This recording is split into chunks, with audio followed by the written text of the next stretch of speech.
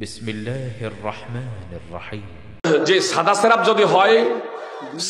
Shrub যদি হয় তাহলে নামাজ পড়া বন্ধ করতে হবে না। সাদা স্রাব হওয়া অবস্থায় নামাজ, রোজা, কোরআন তেলাওয়াত, জিকির আজকার সবকিছু করতে থাকবে। অবশ্য প্রত্যেক ওয়াক্তের সময়ে যদি গোসল করা সম্ভব হয় করবে, এটা জরুরি না। না হলে প্রত্যেক ওয়াক্তে নামাজ যখন পড়বে প্রত্যেক ওয়াক্তের সময় পরিষ্কার পরিচ্ছন্ন হয়ে ওযু করবে, গোসলটা জরুরি না।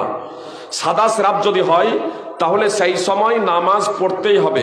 অবশ্য যখন ঋতুর অবস্থায় থাকবে, মাসিকের অবস্থায় থাকবে অথবা নেফাসের অবস্থায় থাকবে তখন নামাজ পড়তে হবে না, রোজা কাজা করতে হবে। সেই অবস্থায় ফরজ রোজা কাজা করতে হবে। কিন্তু 5 ওয়াক্তের নামাজ নেফাস এবং ঋতুর অবস্থায় মাপ। অবশ্য সাদা স্রাব হলে সেই অবস্থায় নামাজ আদায় করতে হবে।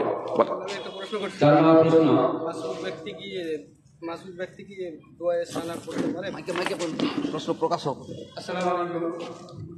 বললাম আমরা যে মাসুদ ব্যক্তি ধরেন এক রাকাত ছুটে গেছে, সে কি দোয়া সানা করতে পারে?